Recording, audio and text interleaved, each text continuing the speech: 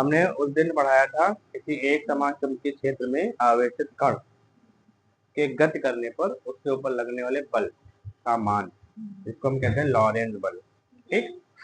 और उसके बारे में हमने ये बताया था कि अगर कोई एक समान चुंबकीय क्षेत्र है, एक समान चुंबकीय क्षेत्र है, बल जब हम एक समान चुंबकीय क्षेत्र है तो दिमाग में खट से समांतर बल रेखाएं दिमाग में बना लो। तो एक समान चुंबकीय क्षेत्र है और उसमें कोई आवेशित कण है और वो उसके लंबवत गति कर रहा है। जब उसके ऊपर जब वो लंबवत गति करता है तो उसके ऊपर एक बल लगता है, चुंबकीय बल।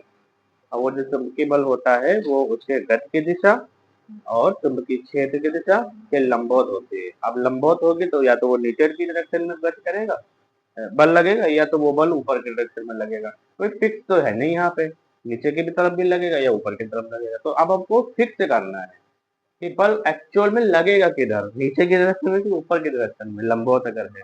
इसको पढ़ने से पहले एक बहुत जरूरी बात हमको पढ़नी पड़ेगी, समझनी पड़ेगी। कौन सी जरूरी बात है?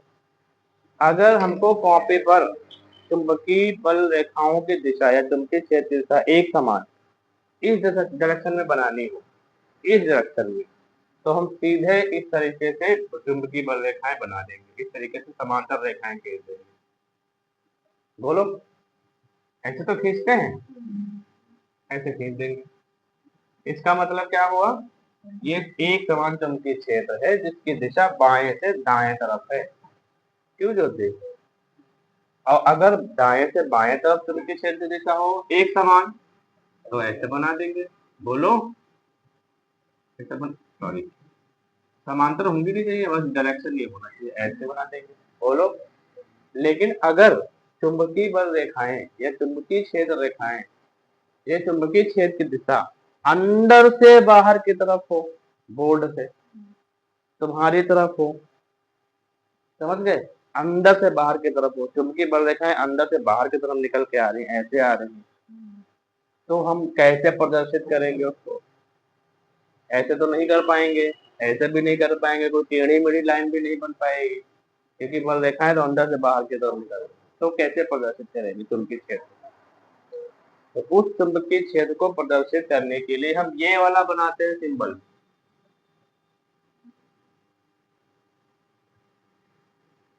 ये वाला बनाते हैं, एक डॉट फिर ऐसे जीरो बना देते हैं, ऐसे बना देते हैं, या फिर ऐसे बना दो, खाली डॉट बना दो।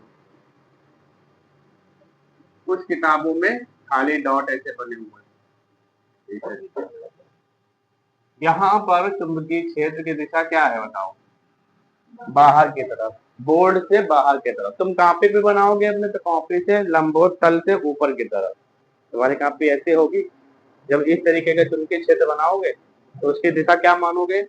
अंदर से बाहर की तरफ, ऊपर की तरफ, कॉपी से बाहर की तरफ। ठीक, समझ में आ गई ये बात? और अगर चुंबकीय क्षेत्र की दिशा बाहर से अंदर की तरफ हो, बोर्ड बाहर से आ रही बल रेखाएं वहां से आ रही हो, वहां से आ रही हो और हमारे बोर्ड में प्रवेश कर रही है, तो चुंबकीय बल रेखाओं की दिशा को प्रदर्शित कैसे करेंगे? तो उसके लिए हम ये बनाएंगे इस तरीके से। ये बल रेखाओं को प्रदर्शित करने का तरीका है। ये अंदर की तरफ है और ये बाहर की तरफ है, पृष्ठ के लंबवत, अंदर की तरफ और बाहर की तरफ। ठीक। तो सबसे पहले ये बात जो है नोट कर लिख लिया जाए ना, भूल जाओगे। तो एक नोट हेडिंग बनाओ, नोट, और नोट में लिखो यदि एक समान, यदि एक समान चुंबकीय क्षेत्र, एक समान चुंबकीय क्षेत्र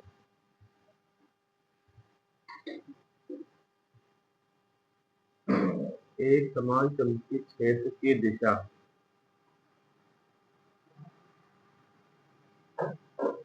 कागज तल के, क्योंकि तुम लोग कागज पे लिख रहे हो तो कागज तल लिख दिया मैंने, कागज तल के लंबवत बाहर की तरफ,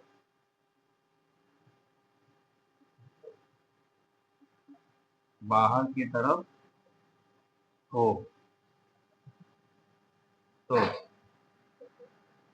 उसका प्रदर्शन उसका प्रदर्शन उसका प्रदर्शन कैसा होगा, ऐसा होगा।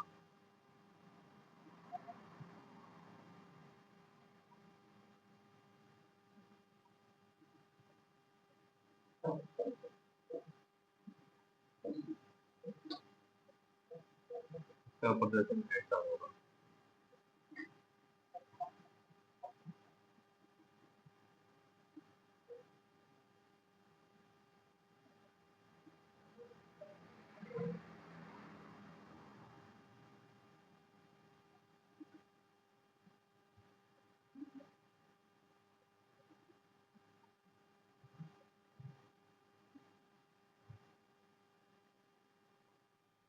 मतलब ये बल रेखाएं तुम्हारी तरफ आ रही है, तो अगर तीर तुम्हारी तरफ आएगा तो तीर कैसा दिखेगा। अगर कोई तीर तुम्हारी तरफ मारे ऐसे, और ऐसे तुम्हारी तरफ तीर आ रहा है, तीर का यही हिस्सा तो दिखेगा सामने का, ये पूरी लंबाई तो दिखेगी नहीं, ऐसे दिखेगा। तो समझ लो तुम्हारी तरफ तीर आ रही है और तीर के खाली आगे के पॉइंट दिख रहे हैं। ठीक, समझ में आया। और इसी का अगर उल्टा हो, यदि एक समान चुंबकीय क्षेत्र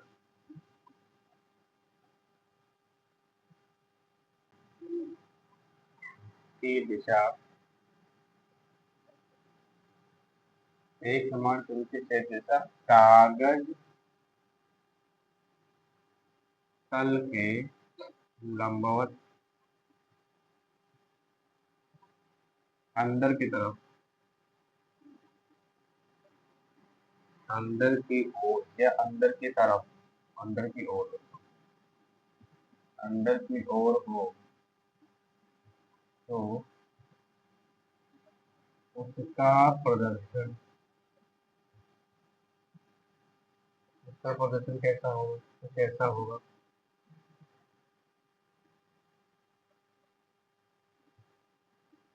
ऐसे तो होगा, इस तरीके, बाहर से अंदर की तरफ।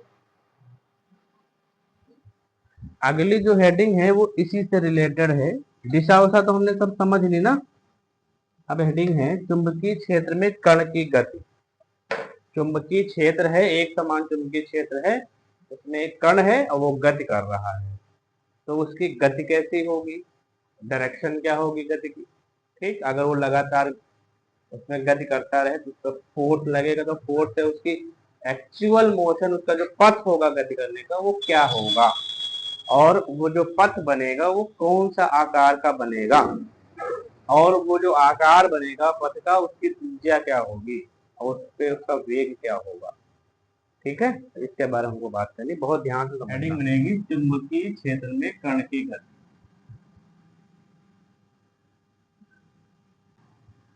ये वाली हेडिंग कंप्लीट कर लेंगे फिर जाएंगे चुंबकीय क्षेत्र में कण की, कण लिख दे या आवेशित कण लिख दे, आवेशित लिख दिया जाए ज्यादा बेटर रहेगा, है ना। आवेशित, चुंबकीय क्षेत्र में आवेशित कण की गति, हम इसके बारे में बात करेंगे। चुंबकीय क्षेत्र में आवेशित कण की गति।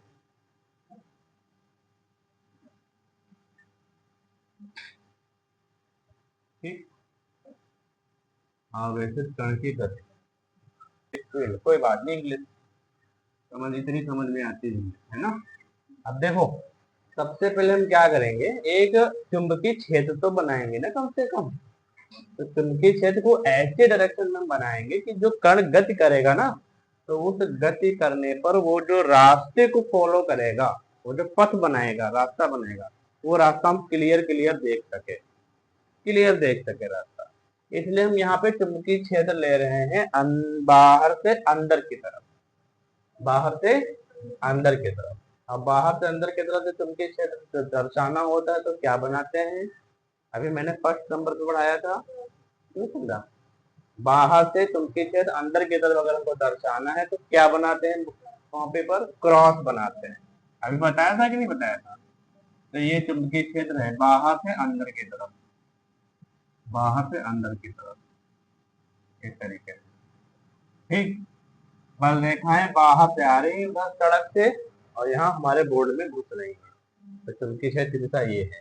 ठीक, एक और बना देते हैं। कोई पार्टिकल रखा हुआ है, आवेशित कण रखा हुआ है, और ये आवेशित कण इस चुंबकीय क्षेत्र के लंबवत गति करने वाला है। ठीक है, तो गति कराएं। अब बताओ, ये इस डायरेक्शन में गति करेगा, इस डायरेक्शन में, बोलो इसकी वेग की दिशा क्या होगी, इस तरफ, और चुंबकीय क्षेत्र की दिशा क्या है, अंदर की तरफ। तो बताओ इसके ऊपर बल किस डायरेक्शन में लगेगा, हैं? चेक करो फिर, वही नियम मैंने पढ़ाए इसीलिए तो है, नियम इसीलिए तो पढ़ाए हैं। बताओ हम क्या करेंगे, बताओ। चलो हम ये लगा दें दाएं हाथ का नियम।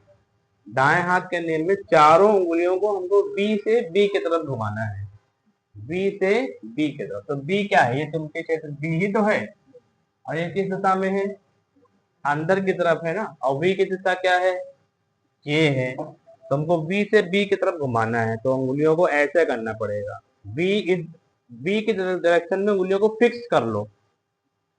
बी की डायरेक्शन क्या है, इधर ही तो है, तो उधर ही की तरफ उंगलियों को फिक्स कर लो। अब घुमाना किस तरफ है, बी की तरफ, और बी कहाँ है, अंदर की तरफ, तो ऐसे तो घूमेगा। अगर बाहर की तरफ होगा तो हम ऐसे घुमाते हैं, बोलो अंदर की तरफ है तो हम ऐसे घुमाएंगे। अंगूठा कहाँ जा रहा है, नीचे की तरफ, तो बल कहाँ लगेगा, नीचे की तरफ फोर्स लगेगा, यहाँ की तरफ फोर्स ऐसा।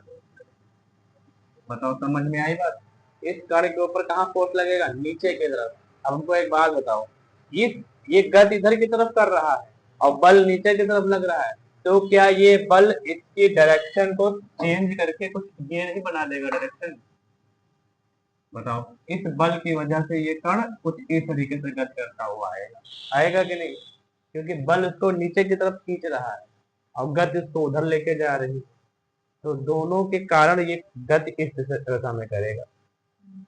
आई बात समझ में, जैसे जैसे तुम साइकिल पे सवार हो और इस दिशा में जा रहे हो, बोलो, और बहुत तेजी से कोई उधर की डायरेक्शन में बल लगा दे तुम्हारे ऊपर, तो तुम्हारी दिशा सीधी ना रह करके थोड़ी सी ऐसे नहीं हो जाएगी, बोलो हो जाएगी ना, समझ में आ रही बात।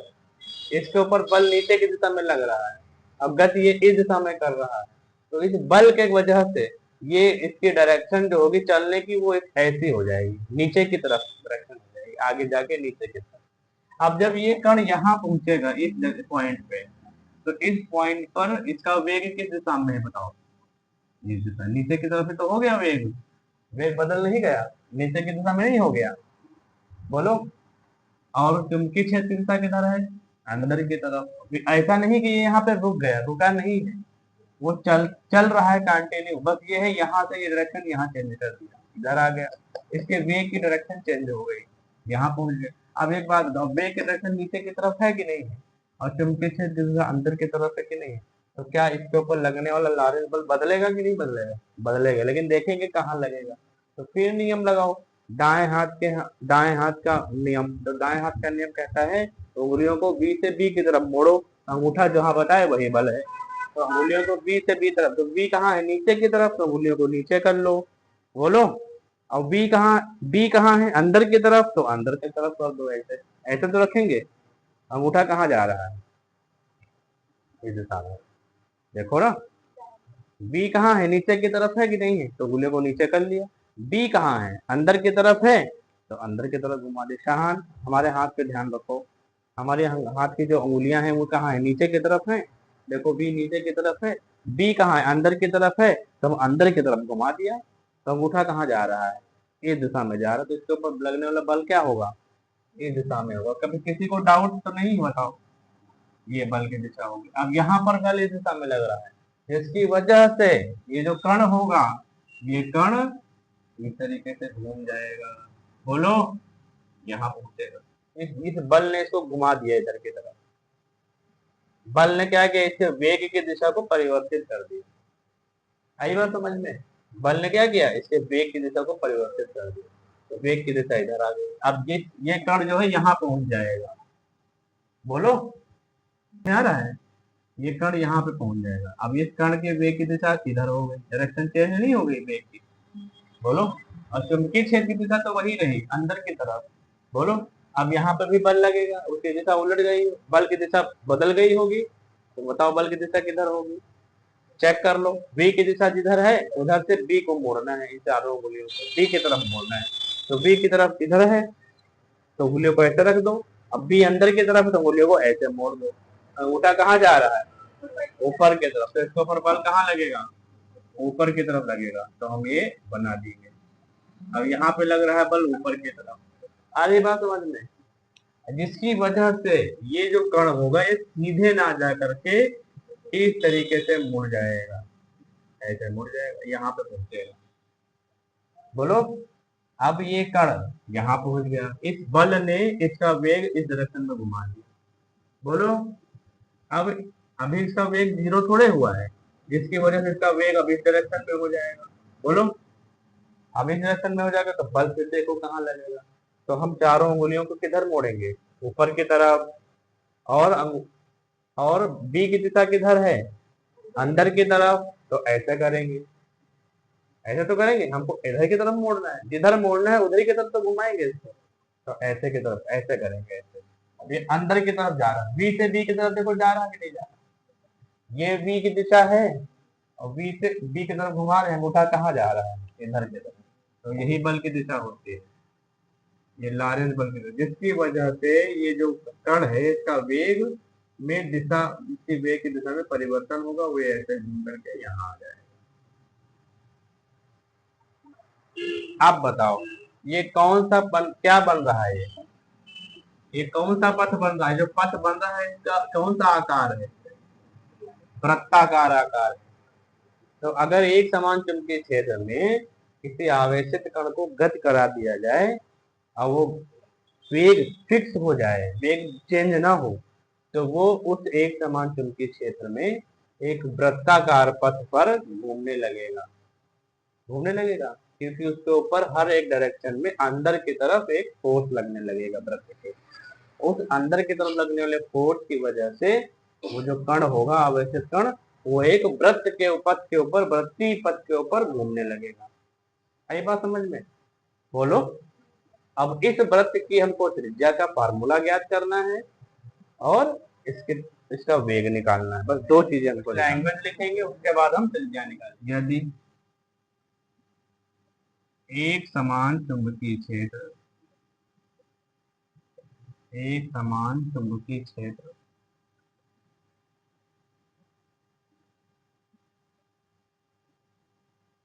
बी में बी के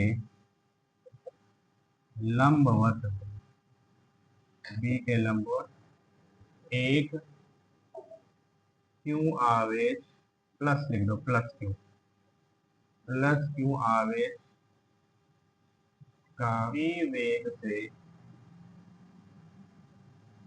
गति करता है, तो उस पर लगने वाला, उस पर लंबवत लगने वाला, लंबवत लगने वाला लॉरेंज बल की दिशा इस प्रकार होती है, इस प्रकार होती है, इस प्रकार होती है कि वह एक वृत्तीय पथ, वृत्तीय पथ, वृत्तीय पथ बनाकर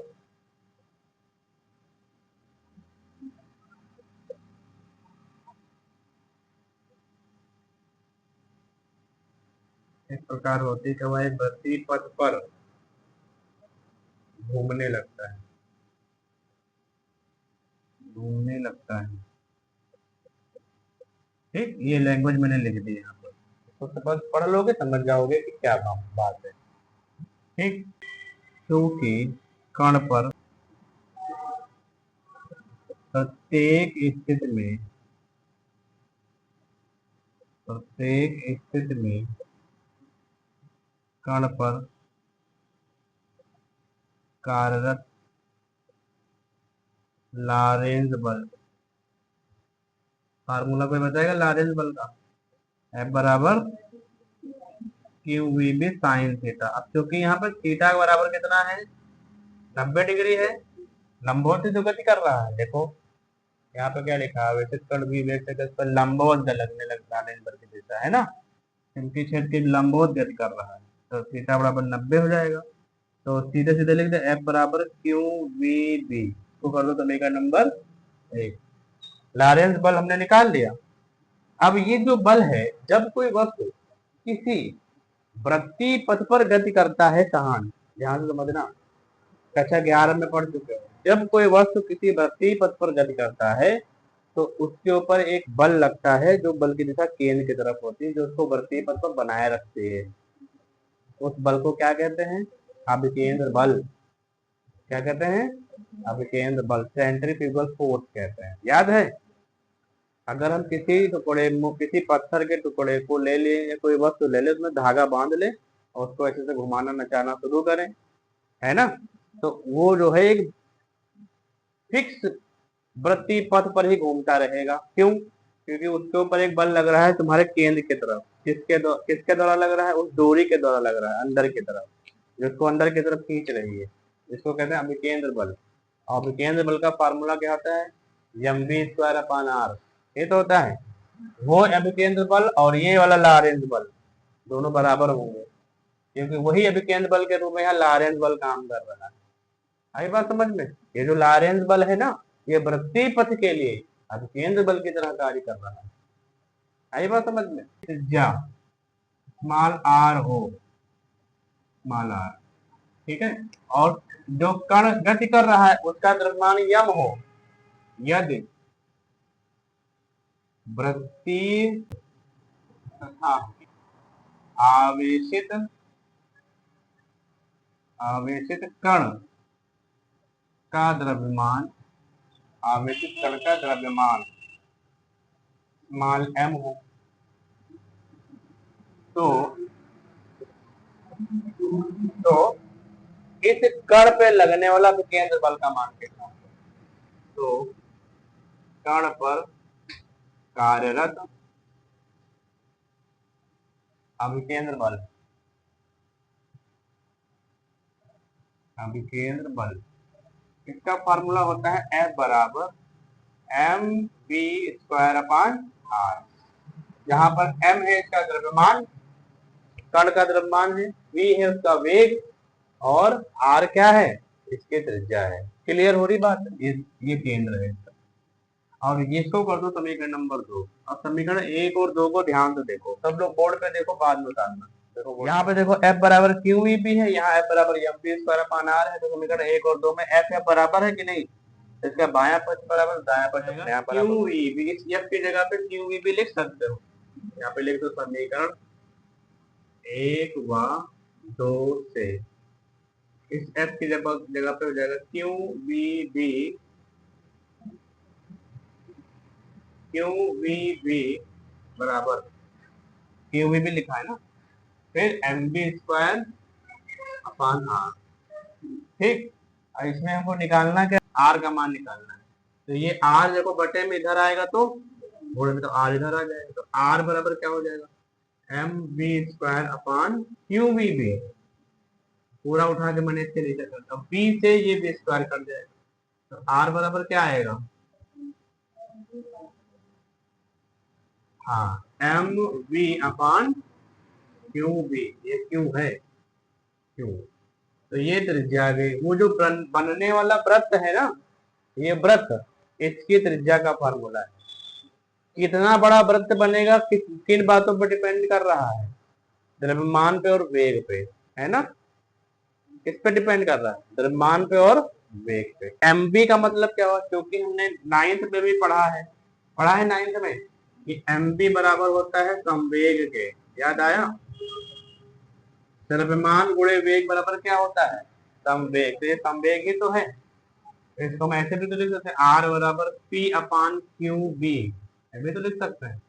तो जितने ज्यादा संवेग होगा उतने ही वृत्त बड़ा बनेगा। तो हम कह सकते हैं अतः जो बनने वाला वृत्त की त्रिज्या है वो समानुपाती होता है संवेग के। ये पी क्या है? संवेग है, मोमेंटम है। किसी वस्तु का द्रव्यमान अगर यम हो, उसका वेग v हो, तो दोनों का गुणनफल क्या होता है? संवेग होता है। अगर कोई वस्तु गतिमान है तो v वेग से चल रही है तो उसका द्रव्यमान और उसके वेग की गुणा कर दो तो संवेग बन जाएगा। 9th में पढ़े हो, 11 में भी पढ़े होंगे। और यहाँ पर आवेश और बी के समानुपाती, व्युत्क्रमानुपाती होता है, ये भी लिख लो कामा करके, आर व्युत्क्रमानुपाती क्यू तथा आर व्युत्क्रमानुपाती 1/b, ये व्युत्क्रमानुपाती क्यू और बी के व्युत्क्रमानुपाती है त्रिज्या और संवेग के समानुपाती है। इधर बना देता है परिक्रमण काल। अगर इसका वेग v है, एक परिक्रमण काल कितना होगा इसका? कण का परिक्रमण काल, कण का परिक्रमण काल का फार्मूला क्या होगा? Capital T. टी बराबर परिक्रमण काल का मतलब एक चक्कर लगाने में कितना समय लगा, यही तो होता है परिक्रमण काल। इस कण के द्वारा एक चक्कर लगाने में कितना समय लगा, तो समय बराबर हो जाता है दूरी बटा चाल। क्या होता है? दूरी बटा चाल या दूरी बटा वेग लिख दो, ठीक। तो t बराबर यहां से लेकर के एक चक्कर लगाने में कितनी दूरी तय हुई? वृत्त की परिधि, यही तो दूरी तय हुई। ये पूरा एक चक्कर लगाने में कितनी दूरी तय है? इसकी परिधि के बराबर। तो वो कितना होता है? 2πr, अगर त्रिज्या r है तो। और वेग, वेग तो सबको पता है कितना है, v। तो ये आ गया परिक्रमण काल का फार्मूला, t बराबर 2πr अपान v। अगर हम चाहें तो इसमें मान भी रख सकते हैं, r का मान रख सकते हैं। अगर r का मान रखोगे तो क्या बनेगा? t बराबर 2π गुणे r का मान कितना है, ये देखो, यही तो है।